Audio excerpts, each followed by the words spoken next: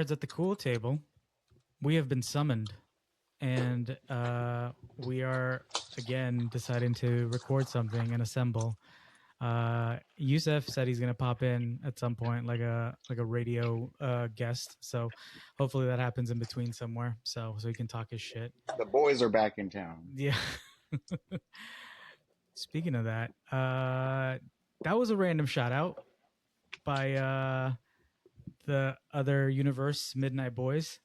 Yeah, it was interesting. I saw those guys at SDCC, chopped it up a little bit with Van, and kind of funny how that conversation manifested in a bit of a shout out, so we'll see what happens with that. Incursions do happen, so we never know when universes might collide. But yeah, shout out to those guys. Yeah, shout out to the Midnight Boys, Van, and all the boys. Yeah. What's going on, man? It's been a bit. There's a lot of shit happening, a lot of news happening. I think like we've talked in the past, like a lot of we all have a lot of things going on, but we always find ways to kind of get together and discuss whenever big things kind of happen. We come together when big things are happening, like big things are on the horizon. We assemble. We have to assemble. It's just when certain big things are interrupting just the whole scope of nerdom, we have to come together and figure this out. Absolutely.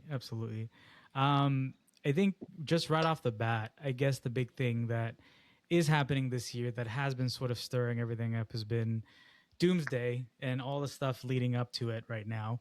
I kind of, just to sort of kind of briefly talk about it, I guess it's like the trailer that was shown at San Diego Comic-Con at Hall H was officially released this weekend because D23 was happening in Anaheim. And there was a lot more details, a lot more stuff on screen. What were your thoughts on that? I thought that was the trailer that I heard they showed at San Diego Comic-Con. Mm-hmm. The one that they just showed they just released. Mm-hmm. And that trailer gave me a lot more stuff that I needed from like this. I thought the first trailer was cool. It was a nice little teaser, but this one was really good. Like like what they were showing me from Doom. I don't know what the whole argument between him and Mr. Fantastic is, but I just seeing Mr. Fantastic and Doom like kind of like going at it like that, I was like really interested in that, because like I was kind of scared, like, oh, are they not even going to have those two like really together? Is Mr. Fantastic going to take a back seat? But it seems like their rivalry might really be a part of the story, which is cool. It seems like especially with Sue Storm as the one narrating at the beginning. Mm-hmm. And the way she's speaking about it, it really shows like, because you're right, like, Fantastic Four came out last year. The only hint of him was at the end. And I kind of like how in this one, it really shows like she's giving the Avengers and also us like a bit of a history that they know him. And he's like, he was a different person. So it shows like, okay, there is a relationship there with the Fantastic Four and him. Mm-hmm. Yeah. Yeah, I like that. I thought, but yeah, altogether, I thought that trailer was really good. I enjoyed it a lot more than the first one. And it had the first one had a dark tone too, but this one just seems like there's serious. I can play it again. You want us to watch it? Yeah, you can play it, but it looked like there's serious stuff going on. Yeah, let me, and we could pause it too. Like we can do that whole thing. Hold on, let me see. Yeah. He used to be kind. He used to be caring. And then everything he loved was taken from him. I knew. Can you pause real quick? Yeah. I've noticed people talking. I don't think this is happening, but I've noticed people talking about those two looks of his eyes. Okay. And how one of them is like very blue and the other one's very green, and like, oh, maybe it's two Dooms. Okay. And I'm like, I don't know about that. Like, I was like, I don't think I've ever really looked that deep into Robert Downey Jr.'s eyes, but I'm like, have you gazed longingly into Downey's eyes? I was like, I don't know if his eyes are like his eyes are pretty brown. They say his eyes are brown. I did hear that theory, but I Yes. like again, I haven't looked at his eyes that deeply to know exactly. Yeah, so I was like, I've never looked at his eyes that deep, but I think people are just still like, no, he can't be Doom. No, I think he's Doom. I think Yeah, that's just that's just how they colored the scene, and yeah. they just Are Doom's eyes green in the comics? I can't remember. they're usually like blue. Okay. Yeah, they're Yeah. usually like blue. Okay. Like most of the time I see them, they're usually blue. Honestly, you know what's fun? I just thought I was like the only time I've ever seen Downey's eyes a certain color that are just shocking is in Tropic Thunder, in his original, like when he before. Oh he yeah, goes, when his eyes are like super blue. super blue. So Yeah. I'm just wondering if like his eyes are going to be really blue in this. He's going to just look like Kirk Lazarus. That's funny. Yeah, like on one scene here, they did look blue, like especially in that it's coming up, but when he Yeah. like the scene it's coming up. Oh, Yeah. I knew he was lost, but I did not realize that he was broken. this scene is so cool. He looks so tight right there. He looks pretty badass. This is fucking cool. That's definitely New York. I don't know which New York that is. I think it's the Void. No, there's the other. I'll show his eyes. Yeah. I think that like if you go back to that little scene in the street, I'm pretty sure that was New York, but I that might have been like one of the other universes in New York's. It looks like the because Void. over here, I see. I'm pretty sure that's Central Park over there. That's Central whole Park. grassy- yeah. Honestly, at first I was like, oh, it's like right now that I was thinking it was the Void, but now that I'm looking at it, like it does look like there's just destruction happening. It doesn't Yeah, it look looks like a yeah. It looks like a ruined New York City. So that's obviously look at probably like one of the other worlds. Yeah. I'm not sure what. Maybe that's the X-Men's world now. I'm not sure. Maybe. Yeah. But yeah, you could keep going. Okay. Look. You'll see his eyes right here. Right there. That is Downey's eyes. Those are definitely Downey's eyes right there. But they definitely colored them. Yeah. I think they just colored for the scene. I think this is all one Doom. Yeah. The mask looks the same, too. Mask looks the same. All of you have lived. That scene right there, that looked like he's about to die. Magneto? Yeah. Yeah, he's definitely being sacrificed. He's definitely getting touched in this Looks movie. like he's about to die right here. I mean, he's seen some shit. So for him to have this look, yeah, there's something happening. I think that's death. Do you think? Okay, here's my thought. Do you think that, in a way to shock us, right, shock the audience, it's going to be Doom killing him in a very dramatic way? Because we've known him for over 25 years, and we've seen how strong he is. Like the only way to show how powerful fucking Doom is for Doom to like destroy him. I feel like it would have more of an impact. You know how like that scene in the comic where he takes out Thanos' like skeleton. Yeah, where he's like rips it out. Like, I don't think he's getting that. I think they're gonna give that to Thanos. Okay. I think we're gonna see Thanos and he's getting that thing ripped right out of him. Yeah. I feel But like he's gonna die. Yeah, I think all these X-Men in this movie are gonna die. Yeah. They're giving us their final send off. I hope. Yeah. You know what I've been thinking about this Magneto? Because he like in that first teaser trailer we saw, he looked so weak and withered when he was sitting there with Professor X. Yes. I feel like this Magneto is probably just old and doesn't use his powers anymore. Kind of like how he is in the books right now. He's like in a wheelchair and stuff. Oh, really? Okay. Yeah, he's like super like weakened or whatever. Who weakened him? I'm curious now.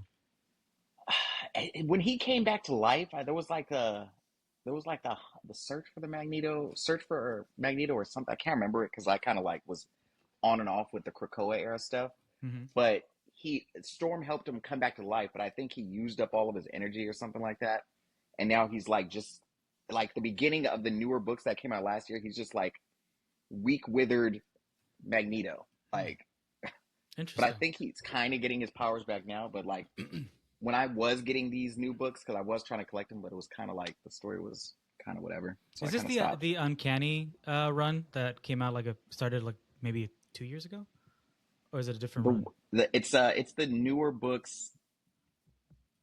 who, and it's like Cyclops has a new suit on the cover. Oh, And okay. No, it's like Cyclops, the new, different. It's like Beast, but time displaced Beast and Magic and Juggernaut and Psylocke. okay. Yeah. Oh, okay. Interesting. I mean, knowing how much they're trying to link the modern comics with the movies now, I wouldn't be surprised if they have some elements in there from this run that you're talking about. Oh no, but what I was gonna say was, Yeah. I feel like this Magneto in this movie, he's gonna be weak and withered or whatever, and he's gonna have this one time like he's gonna use his powers, and it's gonna be the last time he uses his powers. He's just gonna just die. one final fucking blast of whatever. Yeah, exactly. That'd be cool. But he's just gonna die. Yeah, he's gonna die for sure. This face looks like he's gonna die. Yeah, He's out of there. He's seen some shit. Yeah. Stolen lives. But now you must give them back. This is Sick. so cool. So sick. I swear you will beg for hell long. Honestly, okay, so I'm gonna pause it here. I hope that they give us. I'm just a sucker for the fucking his song that he does in Ragnarok, like that needle drop that Led Zeppelin. Yeah, we're not getting that. The I needle want drop it for this. I need this needle drop. I wanted it for Infinity War when he comes back with the fucking with Stormbreaker. I don't know. I don't know. I know what you mean. Spend the money, Marvel, please. I want that needle drop for this. Okay, so here's my thing. Do you think he's pretty much redoing everything he did in the last one, where he's the guy who's kind of bringing everybody together and kind of like unites everybody again, or do you think he's gonna get touched in this movie and he's gone? No, who's Thor? I don't Thor. think he's going anywhere. I think he brings everybody together and he sees these at everywhere. It's this, like from the last scene, we see he's giving like a speech about like, I think he sees that these two teams of Avengers are weak as hell, but he's like, this is all we got. And he's like, y'all are the B team. They're the C team. Yeah. I also think before he sees them, he's going to end up with the Fantastic Four. Yeah. First, like, because I think we're starting off where that ship, like at the end of at the end of Thunderbolts. Exactly. Yeah. I think we're gonna start off there. Okay. All right. Let me see. Let me keep it going. I think he's gonna get beat down right here, though. Yeah.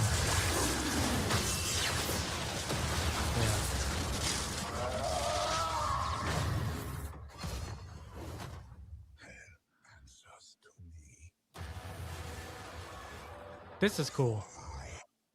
Yeah.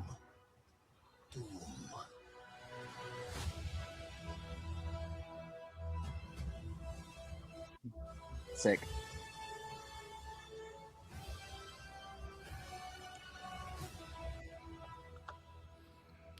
Infinity Vision.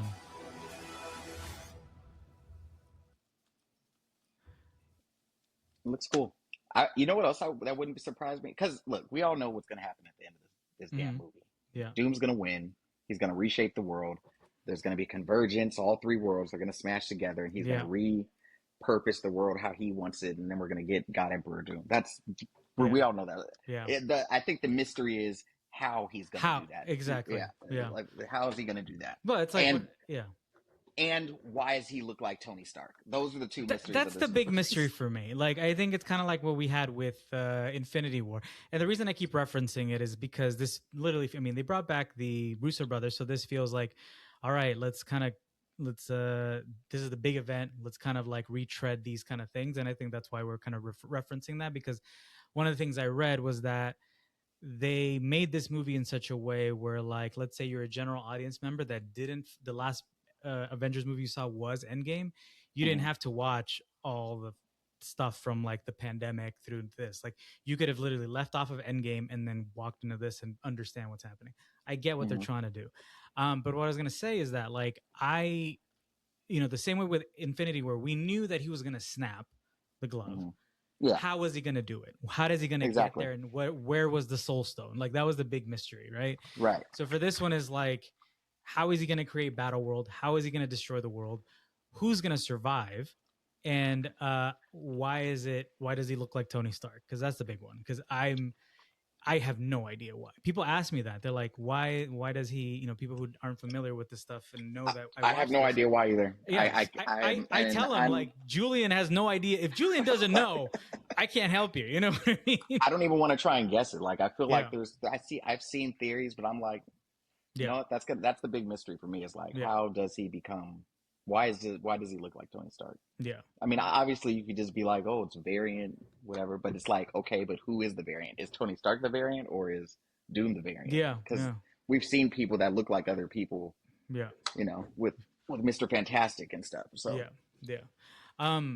Kind of keeping on to the Doomsday thing, and we're gonna move on from this one. But like, one of the big things at SDCC that Marvel had at their booth was every day that we were there, that I was there, they showed a Latverian witch, and it was always a different outfit. The first day, on preview night, and then Thursday it was a green Latverian witch, and then I think the next one was purple.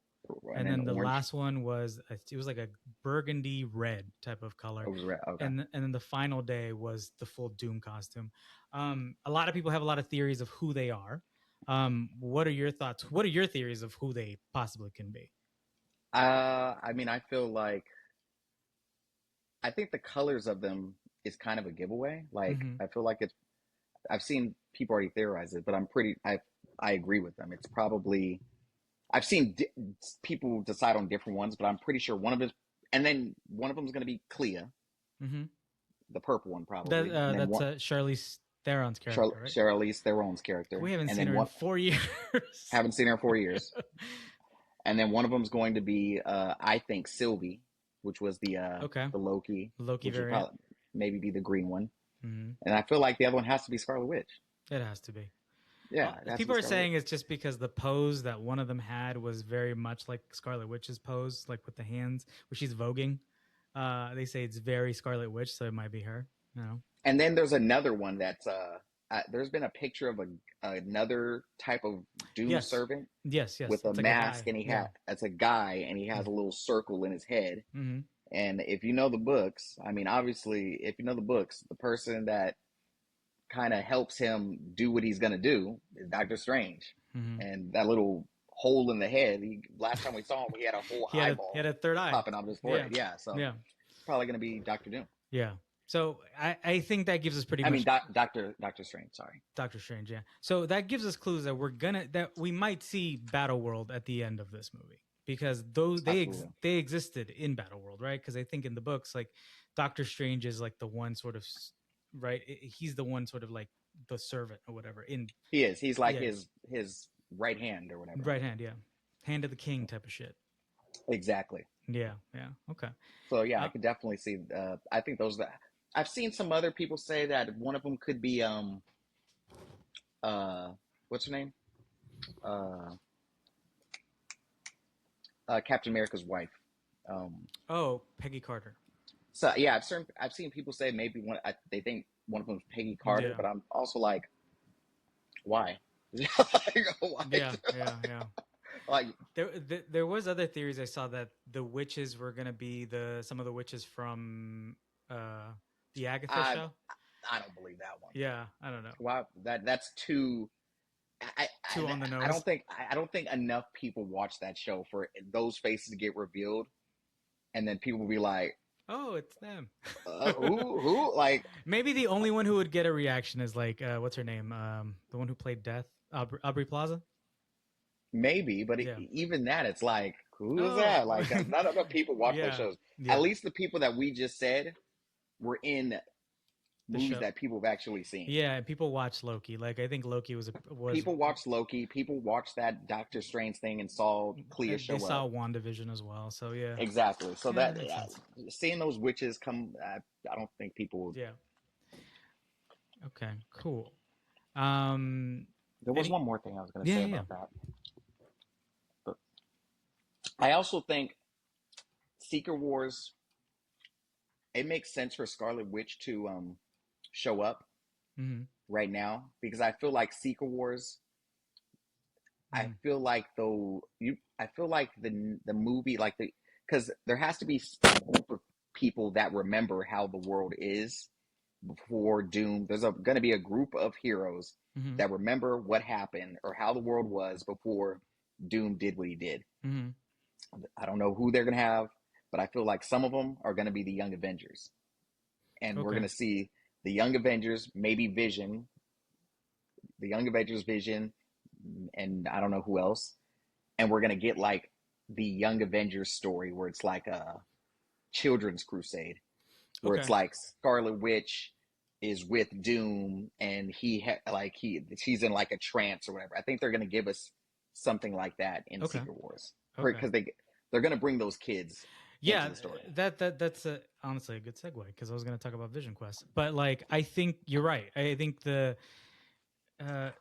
kids, especially like what were the name of the two boys? Her two boys. Wicked and Speed. Yeah, I feel like they've established in the universe that they transfer bodies, or Mhm. and so I think like they're conscious. And one of them is Speed is showing up in Vision Yeah, Quest. Vision Quest. So so what's the story that you just mentioned? What's that storyline? Children's Crusade is basically the kids remembering who they are, Mhm. and they go out and search for Scarlet Witch. And when Yeah. they find Scarlet Witch, she doesn't remember who she is, and she's working with Doom. She's like Doom's bride Okay. or whatever. Yeah. And basically, they like Doom at some point gets like this god omnipotent power. Yeah. But then they beat him. Hmm. I haven't read this book in like years, but I do have it. But they basically beat him in some way.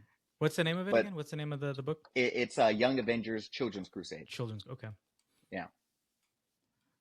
That'd be pretty. I feel like that is going to come into play, and I think it's in that book instead of like Vision, it's like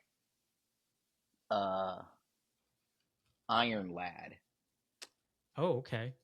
But I think they're going to use Vision instead of Iron Lad because Vision is a part of it's Vision first, and then Vision forms in with Iron Lad, and then he uses like the Vision parts and becomes Iron Lad or whatever. But if we do Iron Lad, that would mean we're referencing Kang again. Yeah, and I think we're done with. think that's another thing. I'm curious on how they're gonna how are they're gonna just explain. I feel like Ant-Man's gonna be like, hey, I fought this guy that was doing. They're gonna be like, shut up, shut up, Steven. You didn't beat anybody. What are you talking about? He went to his home planet. Who's that guy? Yeah. It's like, oh man, I beat this guy in the microverse, and they're gonna be like, nobody gives a fuck about your microverse. And that will be how they explain Kang. Yeah. In a weird way, I thought they explained Kang away in X-Men 97 by like they showed his same ship, and he just like, all right, it's disaster, peace out, and I'm out. Yeah, but I mean, X-Men 97, it's like its own thing. But yeah, that's true. That's true. Yeah. Yeah. No, that's true. That's gonna be funny to see how they explain that away. Mm-hmm. Did you want to go through the Vision Quest trailer, or you want to move on to the next thing? All right, let me play the Vision Quest trailer real quick, and you can pause it again whenever you want to reference anything. Mm-hmm. You can hear it. Before you started working here, I remember when you'd come in all the time with that redhead. I was a different person back then. How about now? Anyone waiting for you tonight? No. Home is just me. It's like I'm losing my... Who am I? I was an Avenger, but I'm not a hero anymore. I have his face, but not his virtue. All I have is his name. Welcome home, Vision.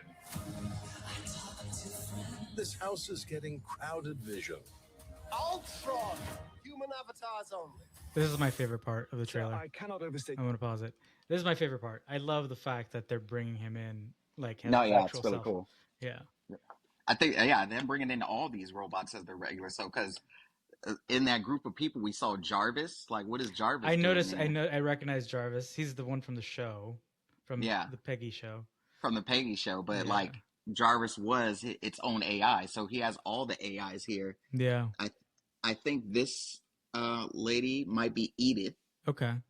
That was another one of Tony's AIs. The rest, I'm not sure. I don't know who the other guys are. I don't know. Those guys look just like they're handymen or something. Yeah. Yeah. So I had like I'm gonna keep playing it, but I had like I'm gonna ask after, I guess. Hold on, give me a second. Vision.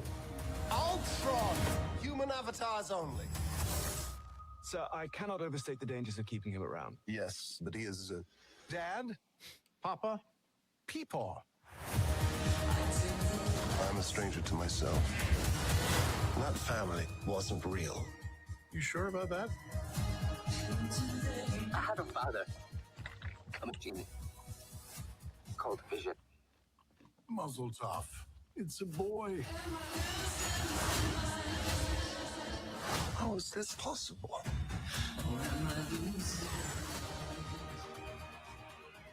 Free us all and save your son.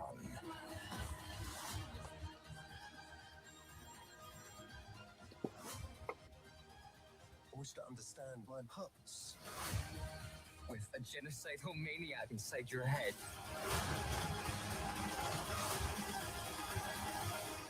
Nothing bonds a family together quite like mortal jeopardy.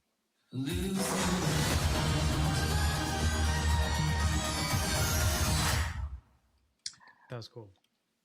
I think it looks interesting because obviously, so the whole thing with Ultron, being there because they got rid of all of the, in the Age of Ultron, they got rid of all the parts though. So Yes. all the other where he would live because he couldn't be connected anywhere Right. to the internet. Yeah. So him being there is interesting because the only place that Ultron would live would be in Vision. Yeah. Because we just saw them, like the camera like kind of pans away and you just see them, a big flash of light, and then Ultron's gone, but Vision's the only one. So it's implied that Vision consumed Ultron. It's either he consumed it or he's always been there. Like he's always kind of like been inside of him. Yeah. Okay. So what I was gonna ask was, like, at the beginning we see him like as his real life self, right? Paul Bettany. Is he projecting himself as Vision, or do you feel, or is he like is Vision and he's just kind of like has that avatar self that he's able to like? I think a lot of this stuff is going on in his head. Oh, okay.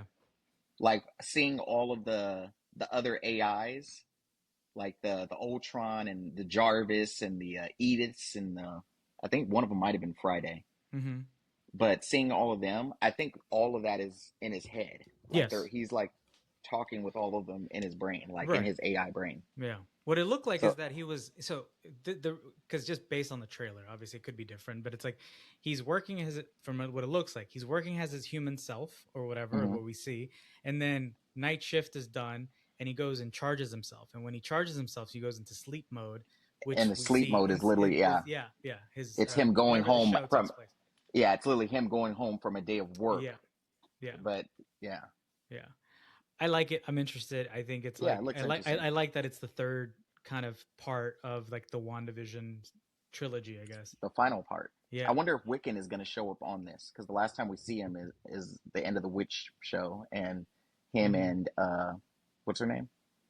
Him and the Agatha. Agatha. They were on the hunt for Speed. So I wonder if like it connects back. I wonder if it's going to connect back and we see them on this. Probably. Cool. Yeah. Cool. All right. Cool. That was great on Doomsday and Vision Quest. Let's move on to. You want to talk about the X-Men cast?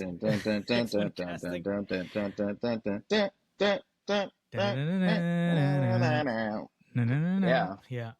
We were so fucking wrong, bro. We were wrong. All predictions. No, not all of them. Not all of them. I had Samara Weaving. You did. You did have her. You did have her.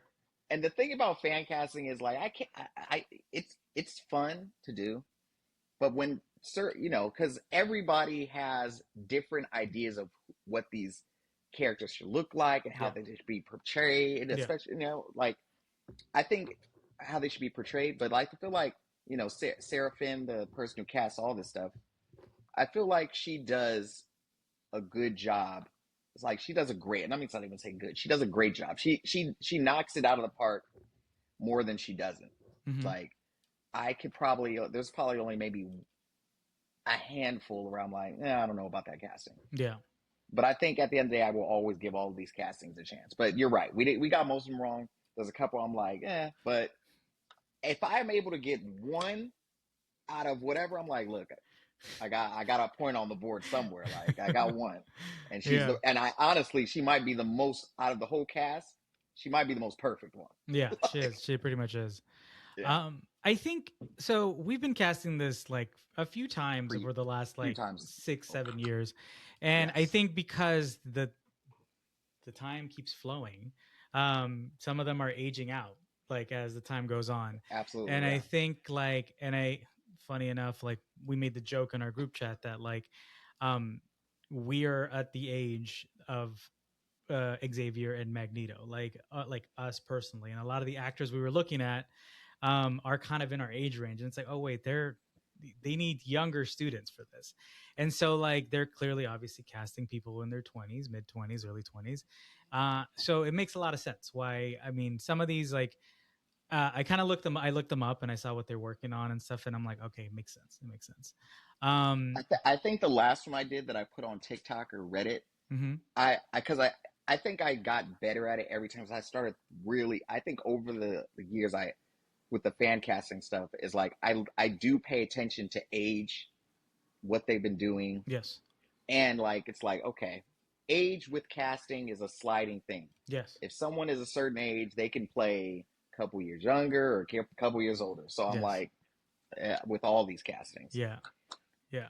And again, that's why being a casting director is a professional role, and these people know what they're doing. Like they see the vision, and I respect casting directors so much, because like they, you know, as a director myself, like I have been given, like whenever I've casted for things, like I've been giving like recommendations, and casting directors tell you like this and this and this, and they kind of read through whatever you're trying to do, and they see that that person that you might not see him from the first glance, but they give you that they're able to understand the story and what the story might need.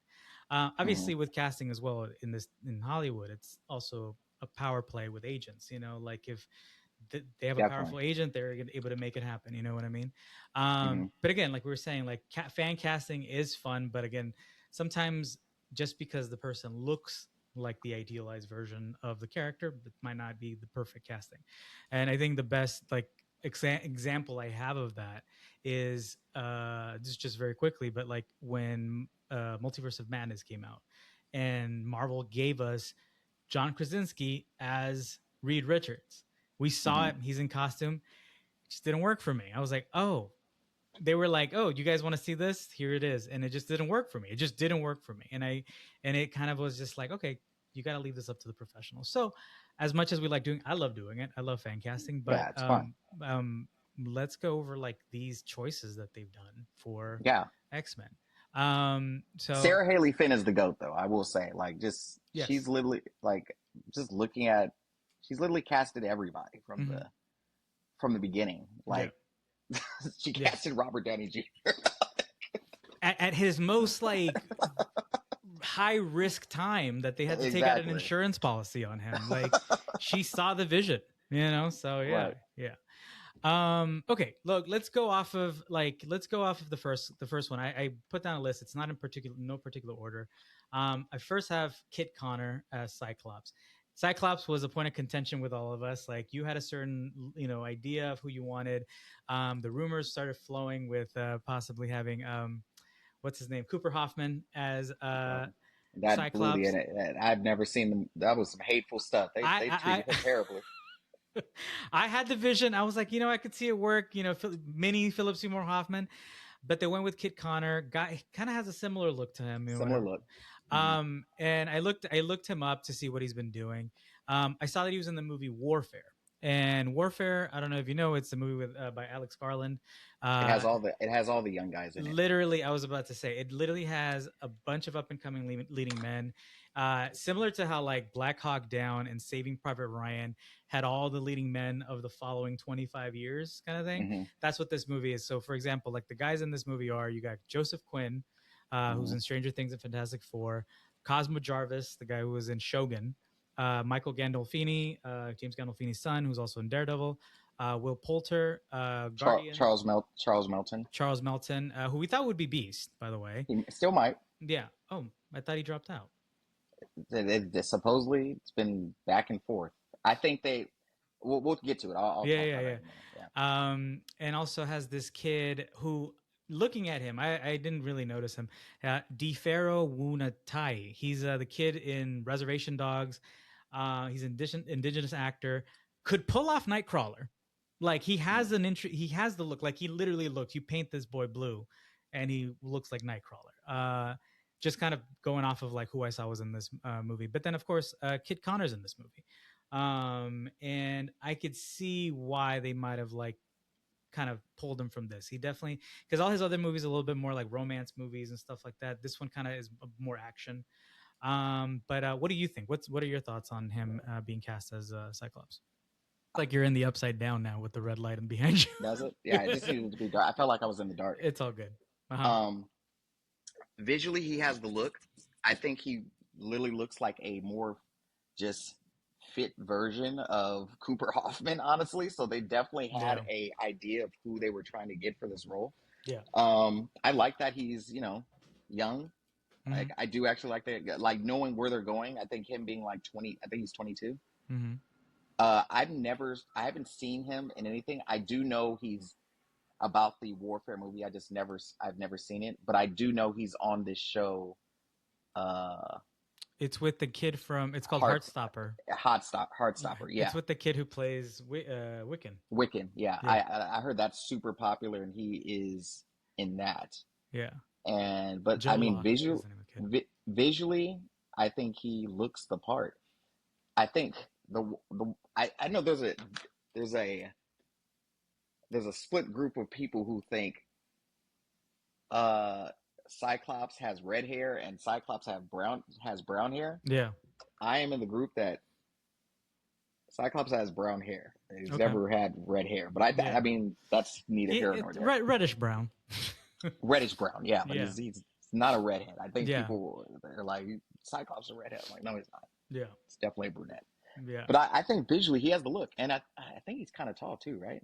He's definitely taller than. I can't see his height on here, but he's it's funny. He's kind of like a bigger guy. Like I could see him like in. Yeah, he's 6'1". Yeah, I think that's good. Yeah. Yeah, I think visually he looks the part. Yeah.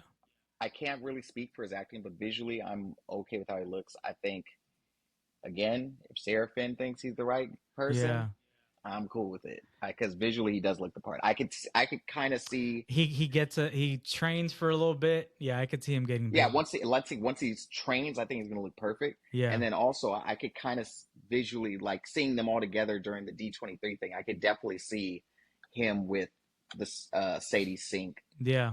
And I could also see if they do it like the triangle of like Sadie Sink and Emma Frost. Like I could see that like him being like in the middle of an older wolf, This is a good shot of him. Like, let me show you real quick.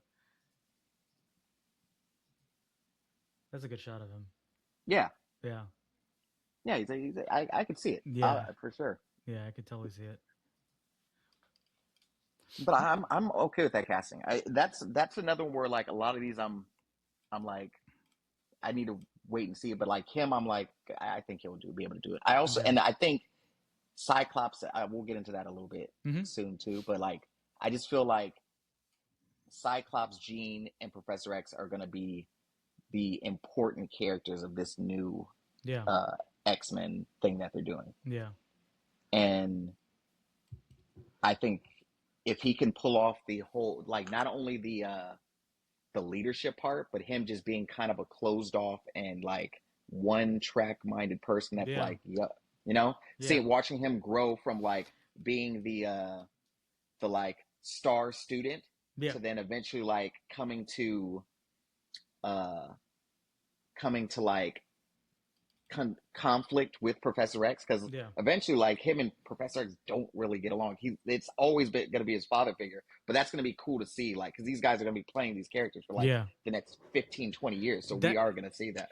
And I know like we've seen it now with Brand New Day. We're not going to get into a full on Brand New Day discussion, but one of the things about Brand New Day, it truly felt like pretty much Tom Holland not really just coming into his own, like being like an actual adult grown up Spider-Man that, if you compare him to Homecoming to now, it's like, oh, you really grew up with us. Like, it's so they're seeing that was a good strategy. And I think we're going to see these X-Men for the next 10, 15 years, like you said, growing up with us. So I like that. I like that.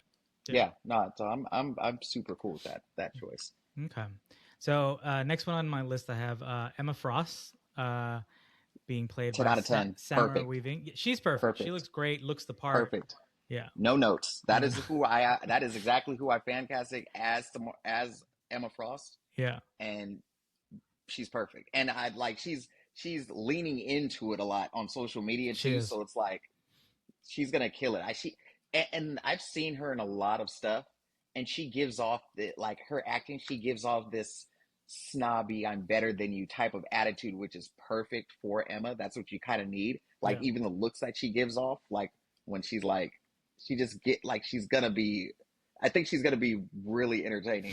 It's gonna be tight to see. Yeah, I'm excited about that one. Yeah, that's good. The last time we saw Emma Frost was it in Days of Future Past or First Class? First Class. That's right. It was played by January Jones from January Jones. Yeah, haven't seen her since. Yeah, I like Samara Weaving for this as well. She's gonna she's gonna be great. Next up, and we saw her already in action, Sadie Sink as Jean Grey.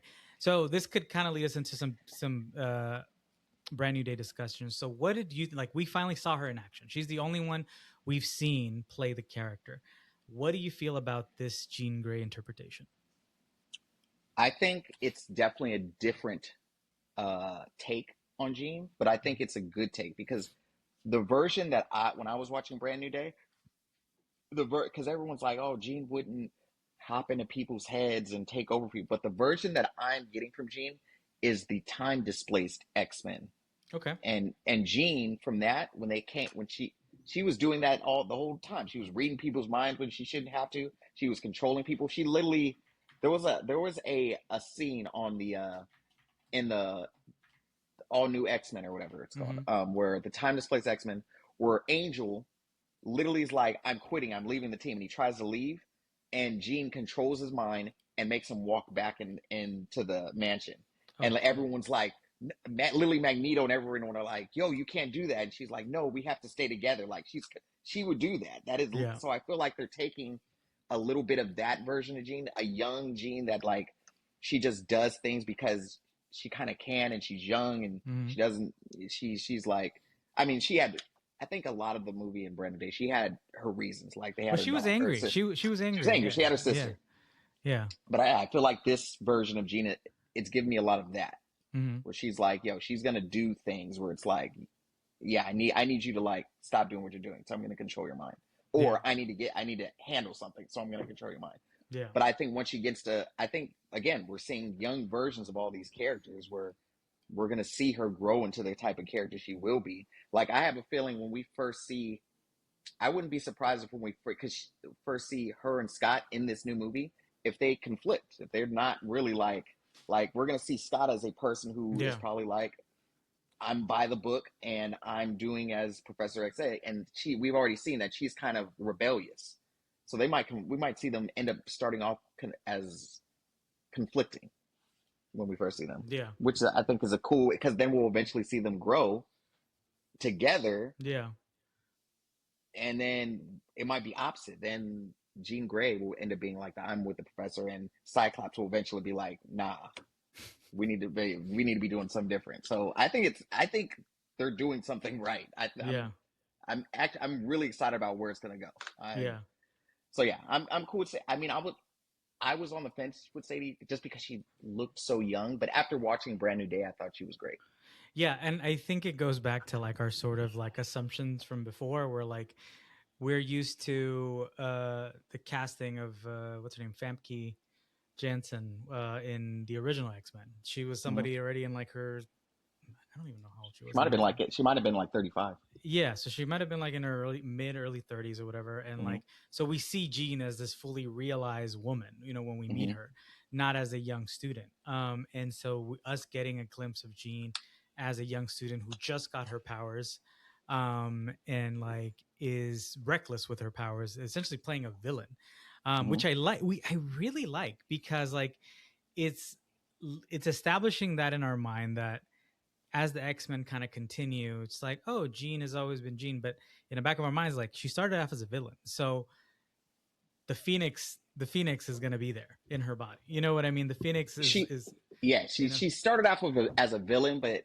I think us knowing, because there's a part in the movie where it literally kind of becomes a Jean Grey story. Yes. Where it's like we know why she's doing it. She's looking for her sister. They took her sister, and she wants to find her because she's they ran away from home or whatever. So I the reasons for it were fun. I understood. Yeah. So she was the villain, but at the same time, she was angry. She was angry. Yeah. No, I get misunderstood. She was misunderstood. There you go. I think it continues that tradition of like Marvel villains that we can sympathize with. Exactly. Yeah. I like it. There was a point though. Also, randomly, I just looked up. She's younger. I mean, she's older than Kit Connor. Yeah, she is. She's 25, 24, 25. Yeah. I think because we've seen her for so many years in Stranger Things as like a high schooler and a kid, I think that's why we associated with that. The funny thing is, like, I did get like Stranger Things vibes at some point, which she's just like kind of locked in. I was just thinking like about her in Stranger Things. So, her power is interesting in the movie as well. Like, I like that they did the reference to that Denzel movie Fallen, where like the spirit, I guess in Fallen, it's like the devil is like in everybody's, it's kind of traveling with different people. Yeah. I like that effect. It was cool. It also kind of showed like she's not fully developed on her telekinetic part of her powers, because she's like, she only knows how to jump from people. What it was like 30 feet away. It was like 30 feet away. Yeah. So like literally, she at the end of the movie, when she like fully let loose, we saw her able to like do what she did, and then also we saw her finally use some telekinetic powers, because like she was holding that glass. Yes. Yeah. So what's the name? She didn't use any telekinetic powers at all through the whole movie. So I feel like she just figured out that she could do that. I did have a question though. Like her sister, she's in the comics, right? Yeah, she does have a sister that does she have powers like that? Is that she does? She has power. She's like, but she dies. She dies like early on. Yeah, like way early on. Okay. I think at one point she like, I could be wrong. She might have like got absorbed by the Phalanx. I don't remember. It was so long ago. Okay. But I think she got absorbed by the Phalanx at one part. Okay. So we got Sadie Sink as Jean Grey. Next up, this is the one that caught us by surprise. I have. Oh, wait, let's not do that one yet. Okay. Oh, which one are you about to do? Professor X? No, I was gonna do Storm. So let's do Storm and at the end. Okay. Yeah. All right. So let's jump over Professor X, being played by Christopher Abbott. He's born in 86. He's actually my age. So kind of it continues that what we chatted about, that like we are now of the age of like Professor X or Magneto. I am not too much familiar with his work, but you said he was on Girls. I know him from the show Girls. Yeah. He played one of the characters' boyfriends, like, and he was on and off on the show. It's funny because him and what's his name? Adam Driver both started on Girls.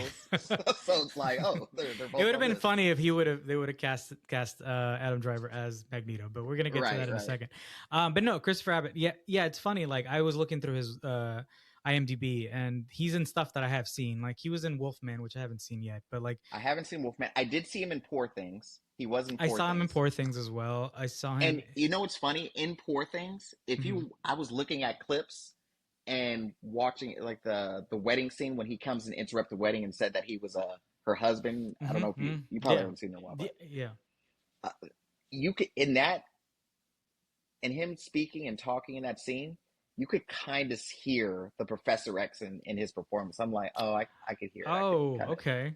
Yeah, like just I could kind of hear it. Like Yeah. it makes sense. Okay. I've seen he doesn't. I need to see him. I mean, with all these actors that play Professor X, I got to see him bald or without the facial hair, Yeah, that's true. or at least a low facial hair. Because Yeah. on a lot of his pictures, he looks like I've always thought this actor looked kind of like Jon Snow. He does kind of look like him. He does look like Kit Harington. I've always thought he looked kind of like Kit Harington. I think the thing that's going to trip me out is having a millennial Professor X. Like, we have a millennial Batman now with what's his name, Robert Pattinson. So that's kind of refreshing, right? I was like, oh, yeah, fuck yeah, Batman who grew up in the 90s, right? But having a Professor X that was a kid in the 90s is going to be a trip. And how old was what's his name? That was Patrick Stewart or what's his name? No, not Patrick Stewart, the other guy. Oh,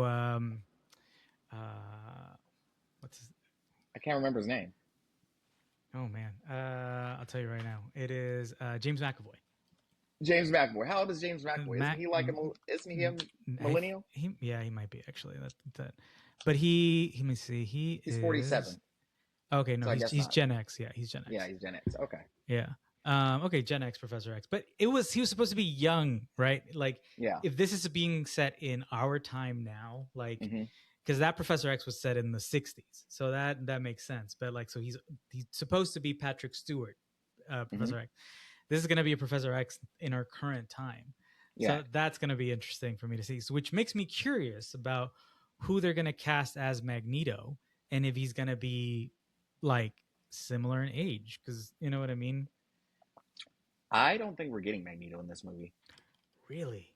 I don't think we're getting Magneto at all. Maybe they'll have him in a mid-credit scene or something, but I don't think we're getting Magneto in this movie. Why do you think so? No, that's. I think they are going to take a break from Wolverine and Magneto in the first movie and bring them in on the second one. As far as age, I feel like you can have an actor around the same age as this guy being 40 or 50. I know who. But I'll let you finish your point.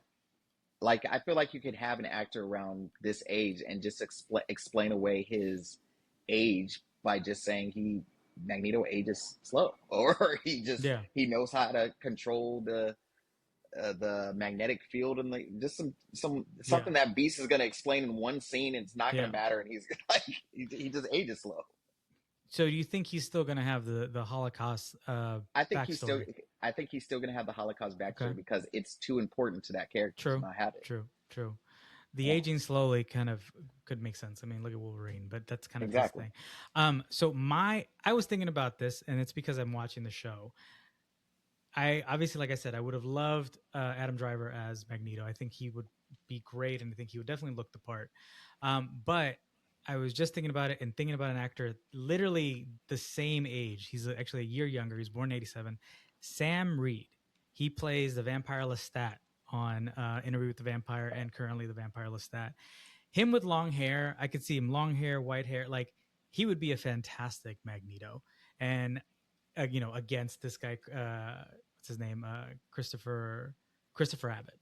I think they would, I think seeing them together, I think they could sort of play off each other. I mean, I know more of Sam Reed's work because I watched the show, but I could see him like similar age. I could see him being super charming, very disarming to Rogue. You know what I mean?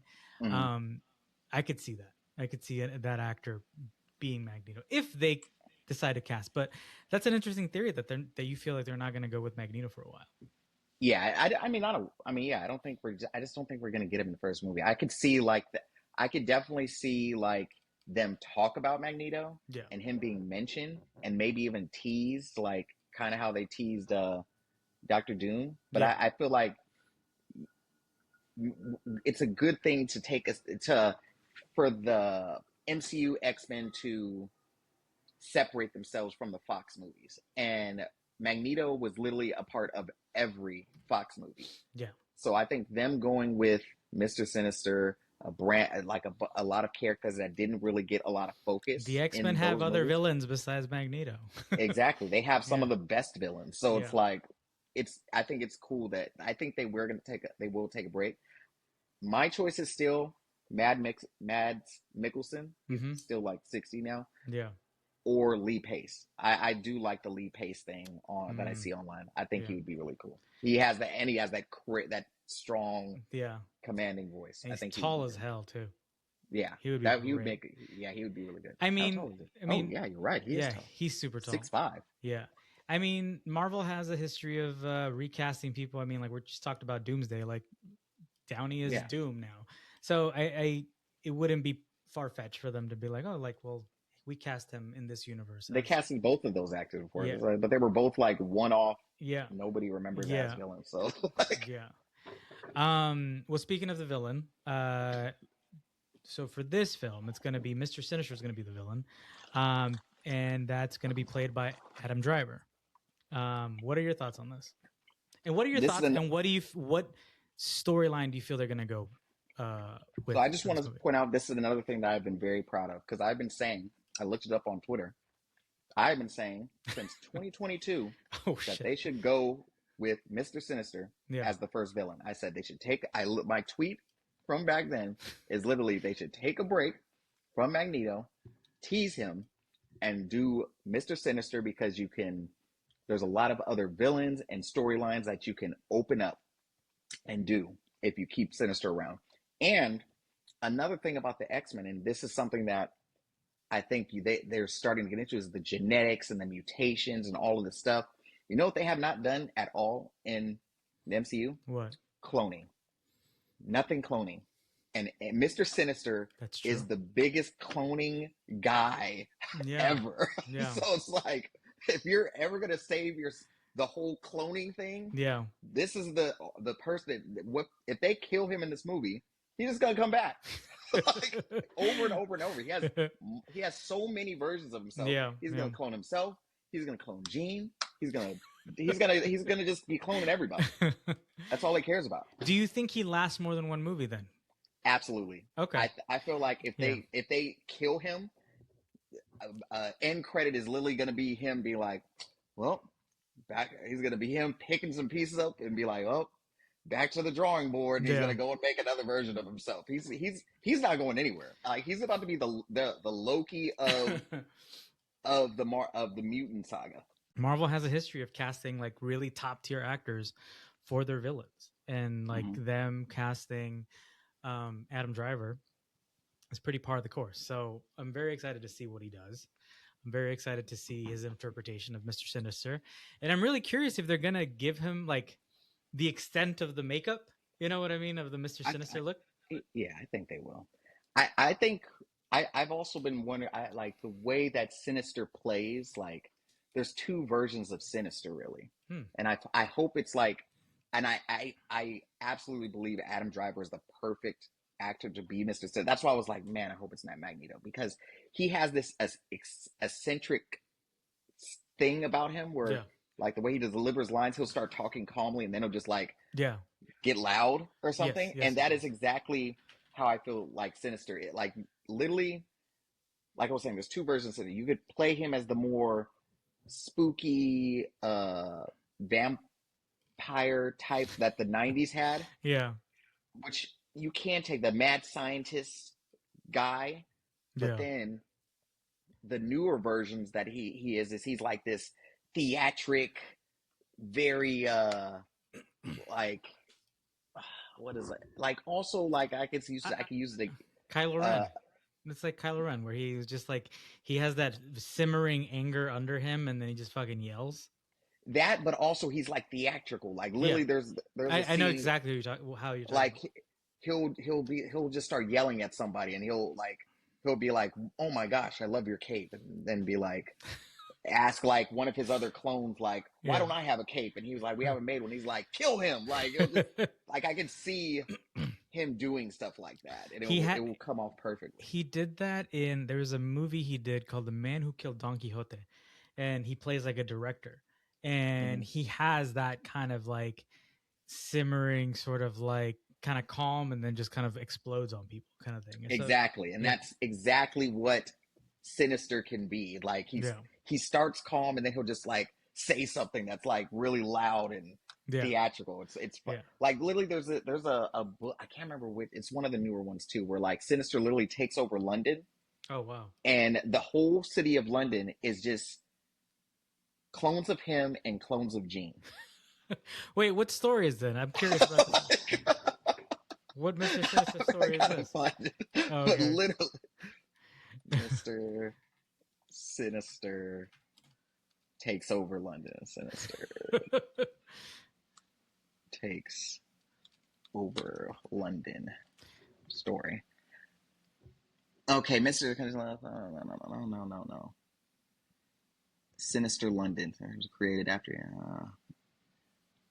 Oh my gosh, where is it? I gotta find it. There, there's a funny like photo of like him sitting on the throne. There's like a bunch of Jeans and a bunch of like Sinisters. I have the book too. Okay. I gotta figure it out. Yeah, we'll figure it out later.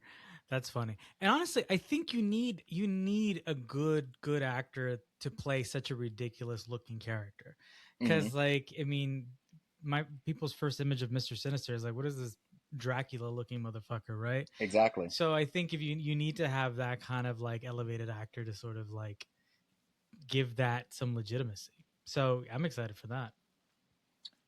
Introducing him so early on with like such a young team, has that been common throughout the books, or does he come in later? Like, how is? Well, see, the thing is like his ties. For one, Mr. Sinister is from like the 19th century. He's old as hell. That's right. He's old as hell, and he's been studying genetics and stuff forever. He's been studying mutants and stuff since the 1900s. Yeah. Doing experiments on them, taking pieces of them, making himself like more. Yeah. Just like making himself just more like a more imposing, perfect person. So literally, he's been doing that, and then he also meets up with Apocalypse at one point and gives him more powers. But he's so tied into Cyclops's backstory. Like the name that they said that he's playing, they didn't introduce him as Mr. Sinister or Nathaniel Essex. They introduced him as Nathaniel Milbury. Okay. And Nathaniel Milbury is the headmaster of the orphanage that Cyclops was in before he went to Professor X's school. And Sinister was doing experiments on him way ahead when he was a little kid. Oh, so shit. That's the storyline right there. Exactly. There it is. Okay. Yeah. So like when I heard Milbury, I was like, I know that name, and I looked it up. I was like, oh yeah. Yeah. And I kind of like that being a thing. I'll get back into it, but I have a feeling him having his own little orphanage or something like that in this movie, I think that's going to play up. I think Emma Frost is going to be a part of that, but I don't think she's going to, because Emma Frost does have her own school in the comics. She had her own school. She had the Boston Institute or whatever it is, and all of her students died. Her students were the Hellions, and she basically had her own X-Men team, and they all died. So I think we're going to have Emma working with Sinister, thinking it's another school for mutants. It's not like Xavier's; it's our own. That's why she's a little older, and she's gonna figure out that he's up to bullshit. Yeah, and she's like, oh, this guy's killing the kids and doing experiments, and she's gonna find that out. Yeah, and I kind of have a feeling like she's already gonna know. Or she's going to know about Cyclops, but not knowing about the experiments. But I also think Rogue is going to be at the Milbury school, too. She's not going to be at X-Men at first. She's going to be over there because Rogue is a villain at first. Right. So I think she's going to be over there, too. Okay, so here's my question, because just kind of going back to Jean Grey and going back to Brand New Day. At the end of Brand New Day, we see Jean on a bus heading north. It looks like upstate, yeah. So you think she's going to Xavier's school, or do you think she's going to one of these other two places? I don't know. I mean, I definitely feel like it looks like she's going to Xavier. She's going upstate. Yeah. So, but the reason I'm asking is because, like, I feel like if she was going to go to Xavier's school, we would have gotten a cutaway to, like, kind of like arriving, and you see, like, Xavier's school for gift. Like we were going to get, I was expecting a shot of that. Yeah. But I didn't think they want to give it to us just yet. Yeah. But I feel like it seems as such. Like she's going upstate. We know where upstate is, Westchester, New York. Yeah. Xavier School. Yeah. Okay. I think you gave the storyline away. I think that's what's gonna I think it's definitely something along those lines, because I mean you The can't, yeah. the Nathaniel Milbury thing was definitely telling. When I heard him say Nathaniel Milbury and not Yeah. Nathaniel Essex, I was like, what? Yeah. Yeah. That makes so much sense. Okay. So we got Adam Driver as Mr.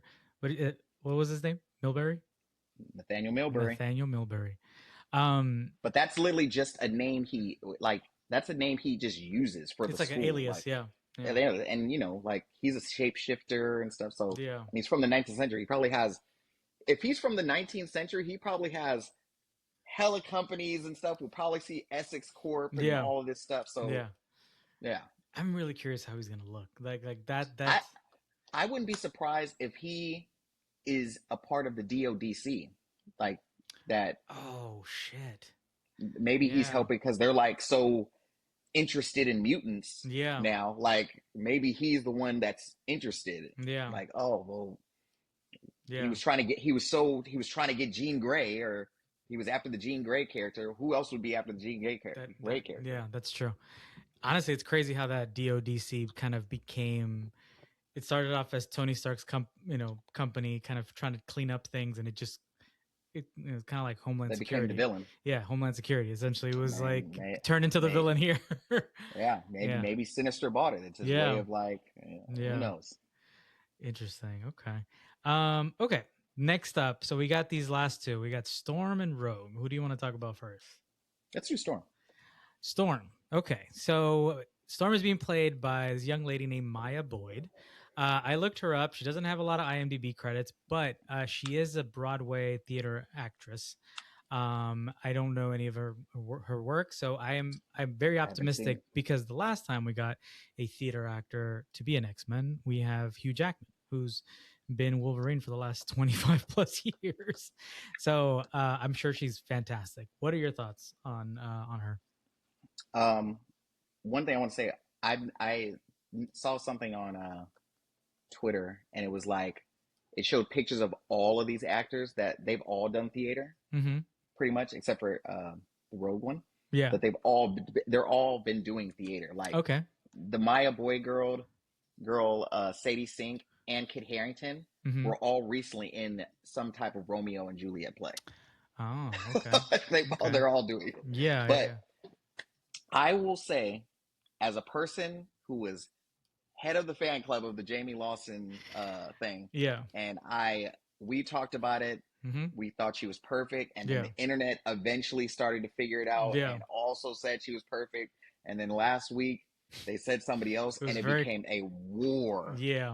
It became a war online, and I was kind of upset for both. I was like sad, like I'm like felt bad for both, like everyone involved. That being said, I think this is great casting. She looks fantastic. The more I have thought about it, I think this is great casting. I think she's going to nail this role. I also think for someone who literally has nothing on their IMDb, she must have did something. She must have impressed some people. Blew somebody away. In those auditions. So like, there's no way. If I look, I'm like, she has nothing on here, but she's getting the most coveted superhero, supergirl, it really super is female character role. Omega level mutant. That literally any black actress wants to play. This type of role is going to change lives. Like literally, this girl is about to be the. I don't want to. She's gonna be huge. She's gonna be the, like, for Marvel, for like the superhero and black people. She's about to be the next Chadwick Boseman.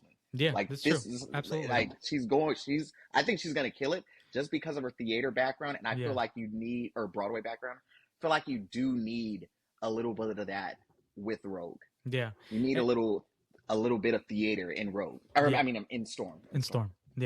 Honestly, you're right. I think so. I mean, she's definitely gonna be in Black Panther at some point. Like, they're definitely putting her next to T'Challa. And with the casting of David Lawson, is that his name? David Johnson. David Johnson, sorry. As T'Challa, I could see like the funny thing is like now I can picture them together because now we have I would love to see that dynamic. He's a great actor. He's a British actor, like, you know, obviously. And seeing them together and kind of seeing kind of their dynamic, I could picture it. Like I could already see that image in my head. And like you're right, she's gonna be huge.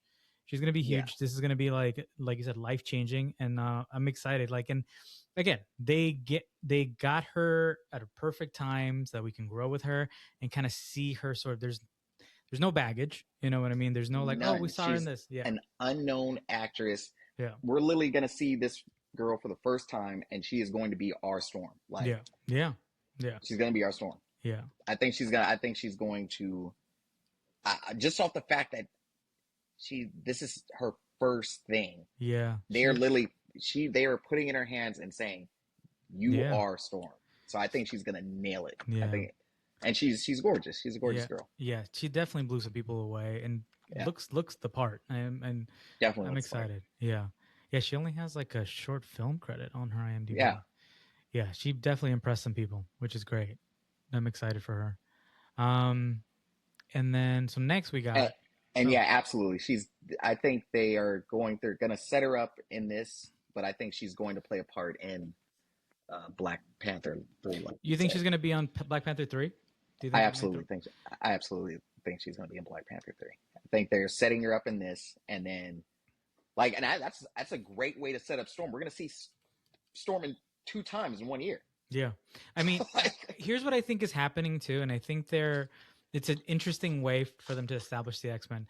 We got Jean Grey in a Spider-Man movie. We already see her powers. Black Panther. Let me see. 2028 for X-Men. When does Black Panther 3 come out? Black Panther 3, that comes out 2028 as well. Okay, so it comes out the same year, December 2028, and then X-Men comes out. Doesn't say when X-Men's coming out. Is this 2028? Yeah, it comes out May. I think it said May. Oh, 5th. so it comes out before. Okay. Yeah. Okay. My bad. I thought Black Panther 3 came out before. So I was like, maybe that comes out in December, and then May is X-Men, and then July is Ghost Rider. Yeah. Okay. What I was thinking they were going to do was like put her in Black Panther, introduce her that way, and then kind of establishing the different mutants in these movies, and then finally putting them together, and kind of almost like having a backdoor introduction to them before we see them fully in their movies. Yeah. No, I think they only. I feel you, but I feel like if they would have kept doing, they would have had to do it with literally every character. So I think it's cool that we're gonna see her in X-Men. Right. We're gonna know who she is, and then she's gonna go meet T'Challa Jr. and possibly go fight the Shadow King, Denzel Washington. We'll see. Man, Denzel. But they still haven't told us who he's playing. They haven't, but I think it's Shadow King. Yeah. Yeah. Okay. Yeah, she's gonna be great. I'm just excited. I'm just excited to see the new. Give us something incredible. Like you do it in the animated series so well, showing how powerful Storm is. Like I would love to see that cinematically. I mean, I know Halle Berry did well, and you know that was that version, but we got more money now. Let's see what you guys can do. You know? Yeah. Yeah. All right. So next up, last but not least, we got Rogue, another very contested casting, being played by Inde Navarrette, most famously and most recently known for her role in Obsession. She was she played the character of Nikki in Obsession, and is going to be a walk around character at Halloween Horror Nights for some reason this year. I don't know how that's gonna work. Honestly, is she gonna be there? It's gonna be her character. The character of Nikki, but it's not gonna be her. No, it's not gonna be the actress. It's gonna be like you know how they had Art the Clown last year, kind of walking around. Yeah. So it's gonna be a girl playing her here. So just to kind of get into this a little bit. So I go to Horror Nights every year. I do the RIP tour every year because fuck waiting 3 hours in line. But the way they did Art the Clown, he's walking around, but like when you do the RIP thing and you do like the dinner, they had Art the Clown sort of walking around the little eating area, kind of interacting with your group or whatever. I I think they're gonna try to do something similar. Like you're gonna be eating, and like let's say you're like with a date, and then she'll come up and like she'll kind of go to guys and just kind of like be, you know, kind of do things from the movie where she kind of like gets in between you and the girl. Like I think that's what I'm imagining based on the movie. I was like, oh, she's gonna like try to like play up the whole like I'm obsessed with you kind of thing. It's still a little weird that they're using her. Like it's gonna be weird, but you know that she's gonna play. I don't know. I don't know what the horror of it is aside from So she's I obsessed with think you. all of this just ties into kind of look. I've thought about this over the past couple of days, and I think she's a good actress. Yeah. I think she can more than likely pull off Rogue. Mm-hmm. Visually, she doesn't really give me the vibe of Rogue, Yeah. or the visual of it. But I think she was really good in Obsession. She's good. She has range and could literally turn her emotions on and off. It was interesting to watch. The idea of Rogue, at least mine, is the Rogue from the animated series. She has a look, and the Rogue that was drawn by Jim Lee, like that, the look of her, right? But I saw a post recently, like I think yesterday or a few days ago, where they said maybe it's not going to be this Rogue, maybe it's going to be X-Men Evolution Rogue, a little bit more goth, like a goth look to her. And they kind of did like the little AI where it makes it look like her, and I see it. Like I know when they try to make her look like the Rogue from the Jim Lee Rogue, like I'm like, it doesn't even look like her. Not even like, not to comment on her body, but like it doesn't even look like the same body type. But then when they showed like the X-Men Evolution look, I was like, okay, that feels more kind of the range I can see them going in. So that here's what I'll say about that. Rogue started off kind of like a dark character. I know we all think about Jim Lee Rogue, and I mean that's the version of Rogue I know too. But she kind of started off as this like darker, gothy kind of character, especially when she was with the Mystique and the Brotherhood. Like she has that kind of visual to her, and I think like how I was saying about Cyclops, you know, he's gonna grow into that more. The character we know him as. Like I feel like that's the same thing with Rogue. I think she's gonna start off as this like emotional, just kind of like off character because she probably have like a bunch of people's memories in her. Yeah. But then she's gonna grow into the very confident, loud talking, because she's gonna by that point she's the Rogue that we all know. When in the Jim Lee era, she's this loud, I'll punch you and I'm gonna talk some shit to you type of character. That's what I think she will eventually become that character. And like looking at Inde's interviews, she is loud and boisterous and she has a lot of character. So I can see in the acting part of it, I could see the Rogue of it all. Yeah. I will say, I think this was, as much as I don't love it, I still think there were other choices. And I could say like, oh, she's short, she's too short. But even the other choices that I thought Kaylee Spaney was good. And she's just an inch taller than Inde. So it's like, I think all these, even though Odessa Girl, I think Marvel and Disney were very specific about the type of actress they were going for. They were like, yo, we need someone that the new generation is going to love for this role. Right. We need someone for the new generation of just moviegoers that are going to love. Kind of like how they cast Halle Berry back in the day, and it should have been Angela Bassett. Yeah.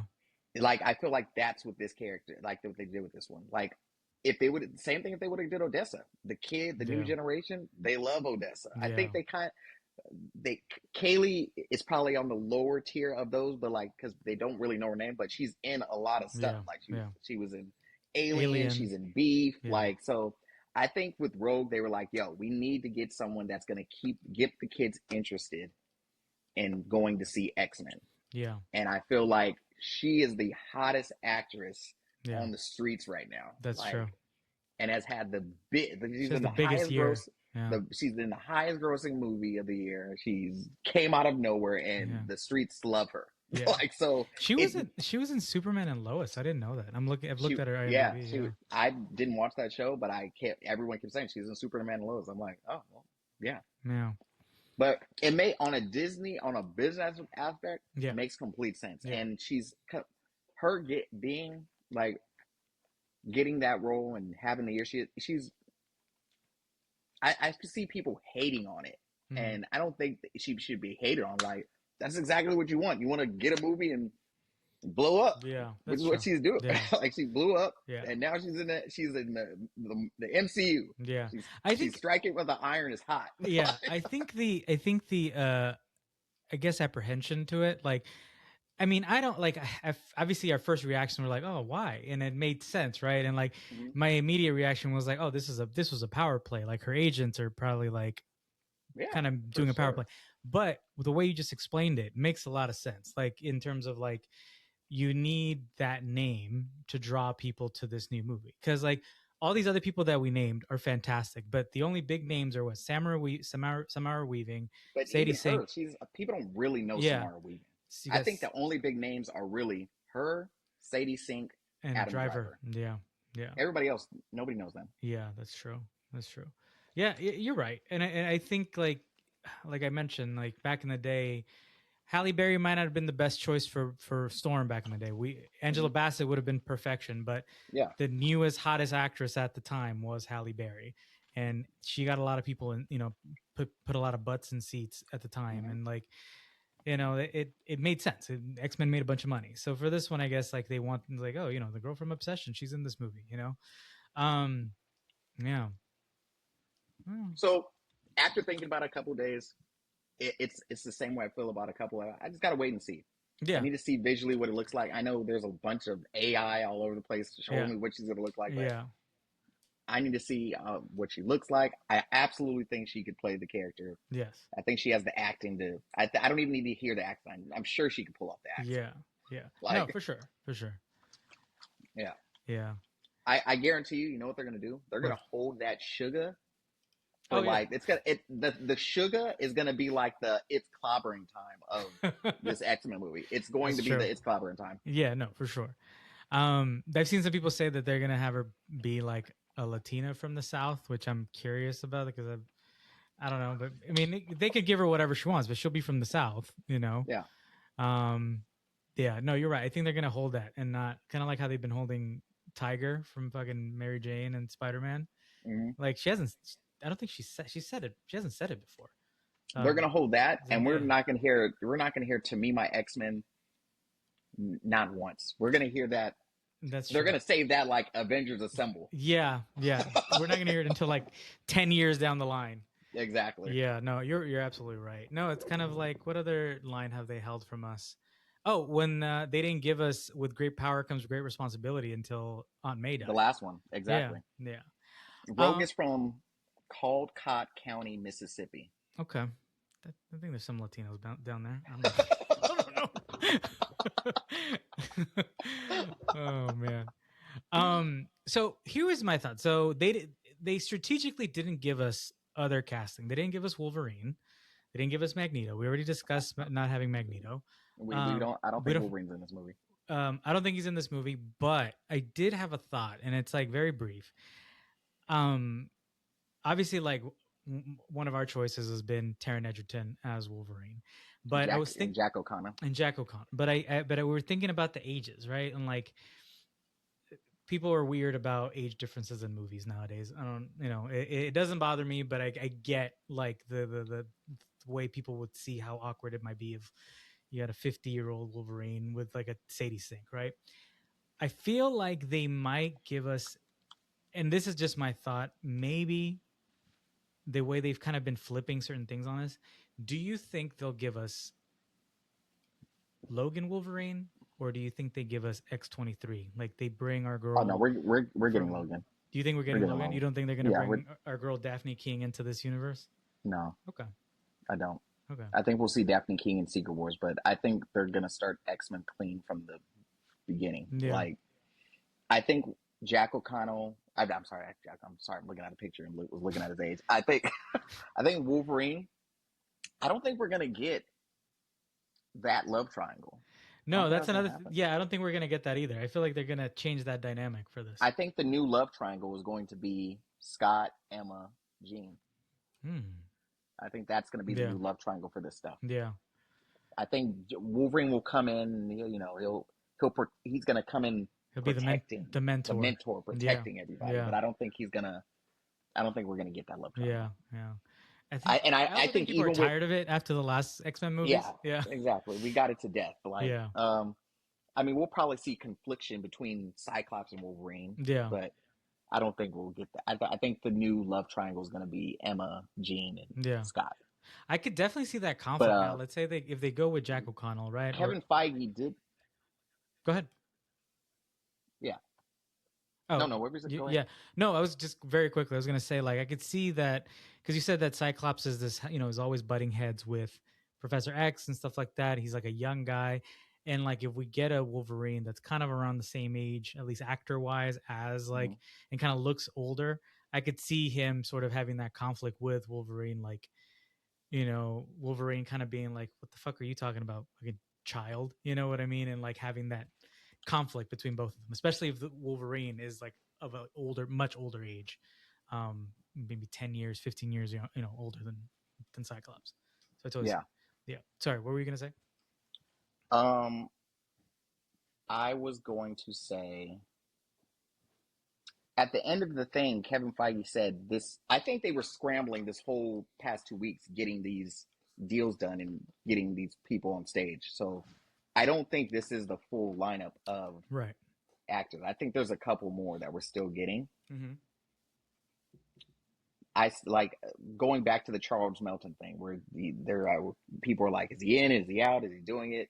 There was another interview where he said, I'd love to be a part of it and all that stuff. So I still think there's a chance. I still think we're getting Beast in this movie. I don't know if it's going to be Charles Melton, but it could still be Charles Melton. And maybe they just couldn't get that deal done in time for the D23 thing. Mm-hmm. So I wouldn't be surprised if we still get, because also if you look at this lineup, it's very female heavy. Yes, it Cyclops is the only dude. Yeah. So I think we're still going to get like maybe 2 or 3 more characters, maybe 2. Yeah. Also, there's this thing that I think the sweet spot for all of these teams is you want to keep all of these rosters, especially with bigger lineups. You want to keep the X-Men team 5 to 7 characters max for the team. Okay. I think that like 5 to 7 is the max. And right now, from what I think is going to happen, is going to be Jean, Cyclops, Storm. And I don't think Rogue is going to be I don't think she's going to start off on the team. I don't think she's there yet. I think she's going to be on the other side. Professor X doesn't really count as a member. He's more of just he's the leader. So I think there's going to be 2 to 3 more characters. I think we're getting a Beast. I think we're getting an Angel. I was about to say, yeah.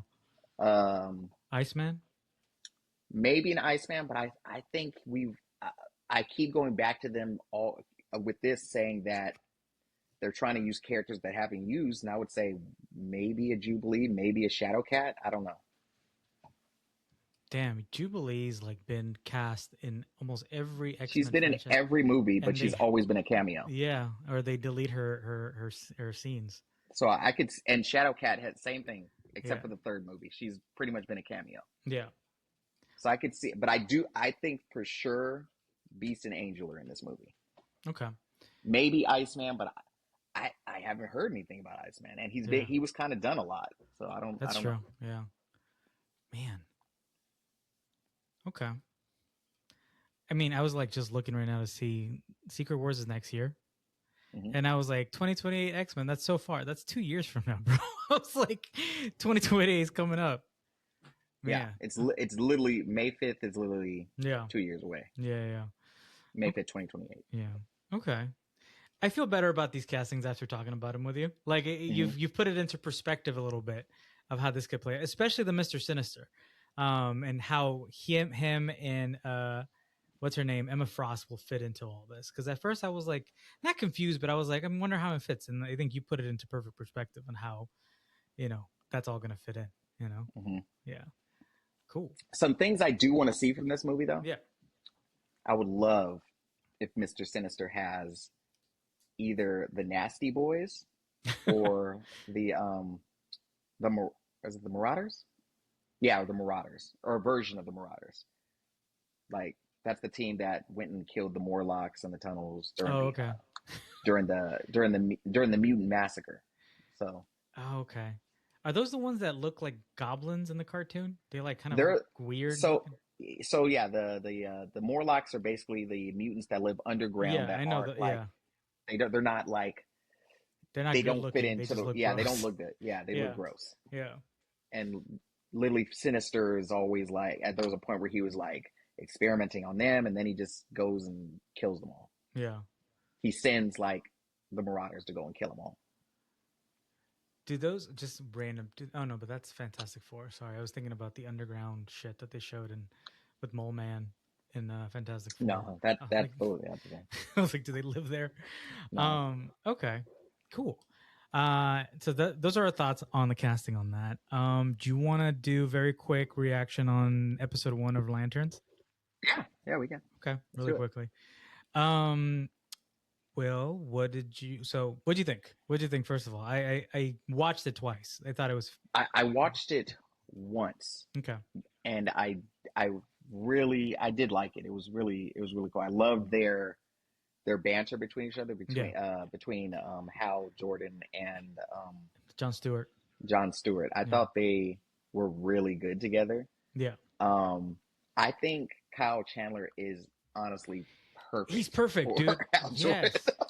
Dude. He's perfect. Yeah. Like the way he's like so full of himself and cocky and quips. He fucking nailed it, dude. That is exactly how Jordan should be. Yeah. It was really good. I was really happy with that. I'm still waiting. I don't think we haven't seen the Jon Stewart that we know yet. No. I mean, I know Jon Stewart is a very like by the book type. Yeah. So he is that part of it. He is, but I think he's very rigid. He's more of like he's still the trainee, so we're not getting him fully yet. But like off this first episode, they sold me on Hal Jordan fully, which is a little sad about coming to the end of it.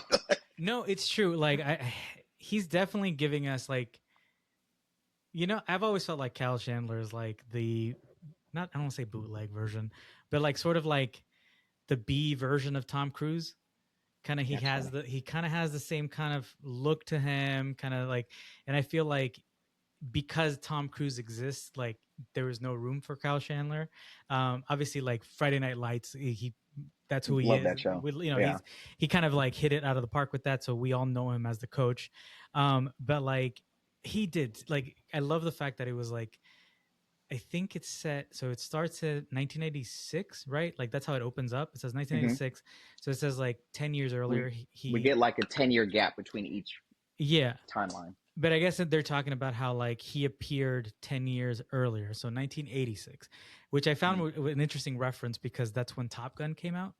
And so I thought that was kind of interesting. But to go what you were saying, I think he's perfect as Hal Jordan. I like that he's jaded and old. And I do like the little time jumps, and it kind of shows us that what they said, that it was going to be like a True Detective type of thing where definitely felt like that. Yeah. What did you feel about how the pilot ended, which reveals that Hal Jordan died? I thought it was interesting. I liked it. I was like, it got me really interested to see where this story goes, especially because of the 3 timelines. So it's not like we're not going to see him anymore. We're going to see how it plays out. Oh, so there's going to be 3 timelines, not 2.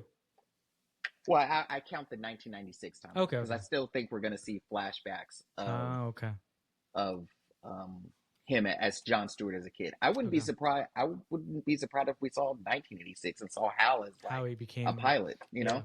Yeah. I wouldn't be surprised if we see that too. That'd be cool. But I was surprised that he got killed off. But it got me even more interested because they literally drew me in with how good he was as Hal Jordan. Where I was like, he's dead. He's charming as hell too. Like, yeah, he's an asshole, but charming as hell. I like it. Yeah. And it's like they're I don't know exactly where the show is going, but I can say that it definitely could be going in the parallax direction, because especially with when he was looking at him, like when he had the ring in the beginning, when John, he was like, oh, like he acts like a whole different version of himself from 2016. He could have a little bit of that parallax energy going on inside of him, which is making his hair go gray and act like a certain way if he's not acting like how he used to act. Yeah. And then I think we like him dying. We could be getting Blackest Night a little bit because that's how he kind of Blackest Night to Reborn because that's kind of how he like comes back. I don't know. It could be going in a lot of different ways. I know, that's what I was curious about. Yeah. I know the Manhunters are going to show up in this at some point, but I still think we're going to see like the Red Lantern for some reason. I don't know why. Okay. That I guess that was my question. You kind of answered. I was like wondering where you think it's going because I was just like I have no clue.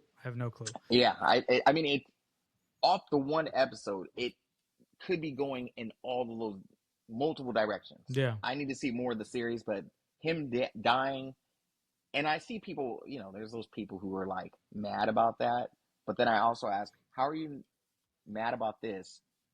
But when Snyder killed Dick Grayson and didn't even mention what was the other Robin? Jason Todd. Yeah, it was nothing. But now it's like, this DCU, they're already killing. Like he's died in the books. Yeah. I mean, we're still gonna get him. Like that's the thing. It's like what I really like about the multiple timeline thing is that like we're gonna get him in action. Like we saw him in the suit at the beginning. Hal Jordan was dead for 20 years in the books. Yeah, we're still gonna get him in action. I know we're gonna see scenes of, like you said, maybe they show how he got it in 1986. They'll probably show him in space. Like I want to see that, and I'm sure they'll show it.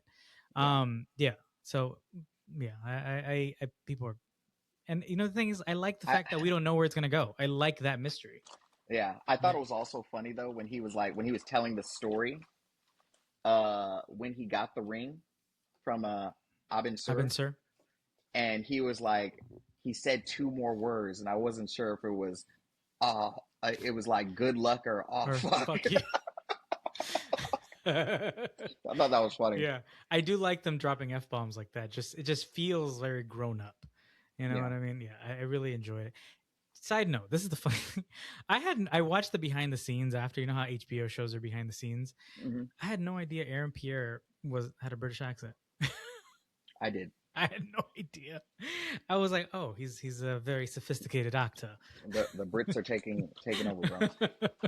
It just made me think of that movie with Robert Townsend. What was it? Hollywood Hustle, I guess, where like it shows like Black British actors, and it's just like, oh yeah. No, I had no idea, but no, I think he's good. I like how, like you said, how rigid and how sort of like very structured he is. He's very much a soldier. And like, for example, like he doesn't drink on the job kind of thing. I kind of found like, he's like, I'm on the job, I don't take it. You know what I mean? Like, I like his character, like against Hal Jordan, just seeing that difference between both of them, you know? Yeah. Yeah, no, it was good. I'm definitely excited to see where it goes. Yeah. Definitely. Cool. Then I'm definitely going to check out those two, the Parallax and then Darkest Night. I'm going to check that out because I'm very curious where this could go. So I think I'm going to read that. Okay. Cool. Oh, with a Parallax story? Yeah, Parallax story. Yeah, I got those books. Yeah. Mm-hmm. Cool. All right. Definitely read Blackest Night. Blackest Night is that's been on my to-read list for ages, so I'm definitely going to look that one up as well. Yeah. All right, cool. Any other thoughts on Lanterns that you might have? I think that's it. I'm curious. I'm just watching like everybody else. You know? Yeah. I'm excited. Yeah. I've heard that the first half is good, and then the second half just gets even better. I don't even know how many episodes is this. That's what I was actually. Is this another one of those HBO like eight episode things? I think. Just very briefly too, like the showrunners and the producers on this, great team, by the way. Oh yeah, yeah. Like you got Damon Lindelof, who Watchmen showrunner, The Leftovers showrunner, Lost showrunner, like pretty good resume. The other guy, Chris Mundy, he was a showrunner on Ozarks and Watchmen, and on Watchmen. He also was a longtime producer on Criminal Minds. And he produced and wrote and produced on a lot of shows, like these like crime shows. So it definitely has that. It definitely is going to have that crime scene, cold case investigation type of vibe to it. So it's 8 episodes. Oh, okay. So yeah. So yeah, it's a good show. Well, it has a good team behind it. So I'm excited to see how it all turns out. I'm definitely gonna make sure to watch it and not go by the wayside. Yeah. To keep up with the homework. Yeah. Dope. Cool, man. But yeah, that's those were our thoughts today on the X-Men and X-Men casting. Talk a little bit about Doomsday and Lanterns. But yeah, no, we appreciate everybody listening and kind of like hearing our thoughts on this. We're going to do our best to follow up on the next Lanterns or whenever we can assemble soon. Again, hopefully, incursions happens. We never know what could happen next and who we can team up with down the line. But we appreciate everybody tuning in and listening to our thoughts on all this and letting Julien work his magic and predict things.